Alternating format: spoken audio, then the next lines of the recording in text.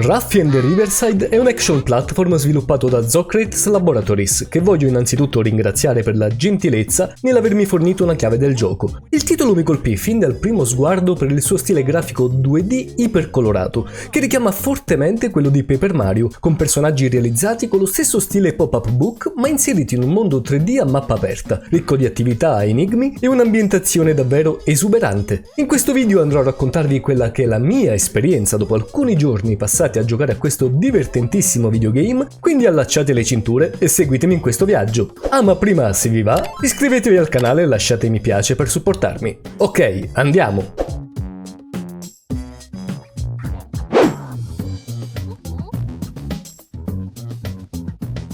Tutto nell'opera è allegro e brioso, pieno di personalità e l'esplorazione nel complesso, con ogni minimo elemento a schermo, è sempre all'insegna della spensieratezza. Tempo fa potei provare la demo e devo dire che mi conquistò decisamente, anche se c'è da ammettere che già allora notai somiglianze forse un po' troppo accentuate non solo con l'universo del famoso idraulico di casa Nintendo, ma anche con altri titoli, in primis Crash Bandicoot e addirittura con il più recente The Plucky Squire. E tali somiglianze non erano solo nello stile visivo, ma proprio a livello di gameplay. Pensate che nella demo il nostro obiettivo era raccogliere delle stelle per aprire delle porte che ne richiedevano un certo numero. Vi ricorda qualcosa?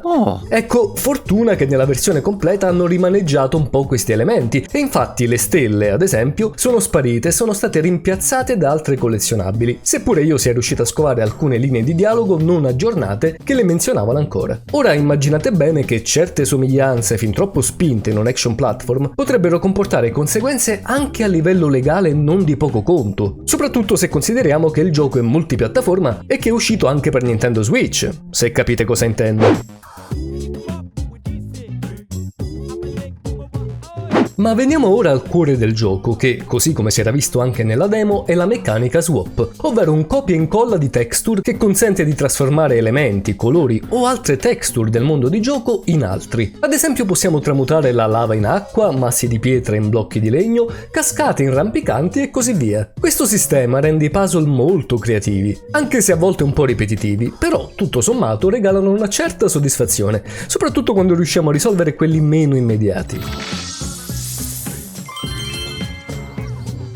Ci sono poi tanti minigiochi, come la gara di skate sulle balle di fieno, che è geniale e divertente, e tanti collezionabili ed eventi minori che spezzano e arricchiscono il ritmo. Chi ama collezionare oggetti, poi, troverà pane per i suoi denti. Le mappe sono grandi, condite da tantissime attività e numerosi segreti relegati negli angoli più remoti. Molti dei collezionabili, come le farfalle o gli etui, degli strani esserini pelosi, sono infatti nascosti qua e là. Per trovarli tutti sarà spesso necessario ottenere informazioni anche dall'NPC più insospettabile, e quindi è bene parlare sempre con tutti quando si ha la possibilità.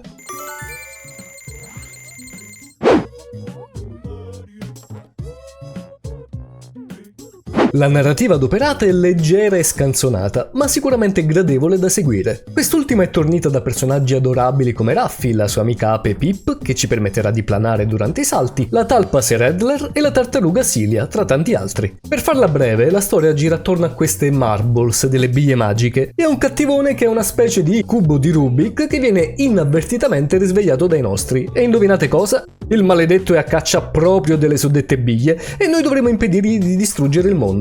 Quindi, come già detto, narrativamente non è niente di eclatante, ma l'atmosfera risulta comunque piuttosto convincente, con toni che bilanciano momenti raramente seriosi con gag, pancomici e personaggi carinissimi e colorati. Una breve ma doverosa menzione va fatta alla colonna sonora, perennemente giocosa e memorabile, con un tema hip hop sorprendentemente catchy che non vi toglierete dalla testa per un bel po'.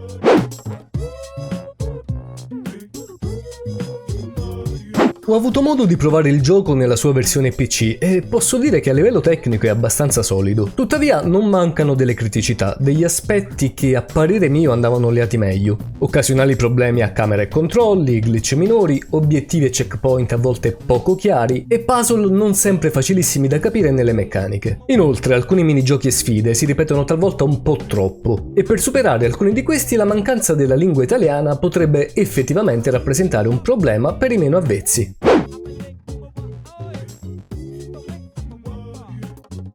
In conclusione, se amate i giochi dediti alla semplicità ma che uniscono cuore e ingegno, che raccontano storie magari un po' infantili ma con un'anima, come quelle a cui eravamo abituati da piccoli, Raffi Riverside ha il grande pregio di centrare appieno questo obiettivo. Mi ha divertito un sacco e in molte occasioni mi sono sentito come quando giocavo ai grandi classici del genere. E credetemi, non è una cosa da dare per scontata oggigiorno. Il titolo non è perfetto, ma compensa con la sua creatività travolgente, il suo mondo che ci sorride a ogni passo e la sensazione che tutto può essere trasformato con un po' di immaginazione. La meccanica swoop è piuttosto originale e la vedrei bene adoperata anche in altri contesti in modo più esteso. Chissà, magari in un nuovo titolo di Zochrates Laboratories, che ha dimostrato comunque di saperci davvero fare, regalandoci questo indie di fattura semplicemente deliziosa. Insomma, sebbene non perfetto, Raffi Riverside è comunque un indie memorabile, che mette a punto idee brillanti sebbene non sempre autentiche, ma pur sempre con la sua anima genuina. Se avete voglia di tornare bambini, regalatevi qualche pomeriggio con Raffi e state pur certi che ne uscirete con il sorriso. Nella speranza che questa recensione vi sia piaciuta, vi rinnovo l'invito a lasciare mi piace a questo video e ad iscrivervi al canale, attivando la campanella così da non perdervi i futuri contenuti. Qui di lato e sotto in descrizione troverete inoltre tutti i miei social, il gruppo Telegram e il mio link di affiliazione ad Instant Gaming, tramite il quale potrete acquistare chiavi di gioco a prezzo ridotto e supportare il canale. Noi ci vediamo nel prossimo video o in live e come sempre non dimenticate, giocate con passione. Alla prossima!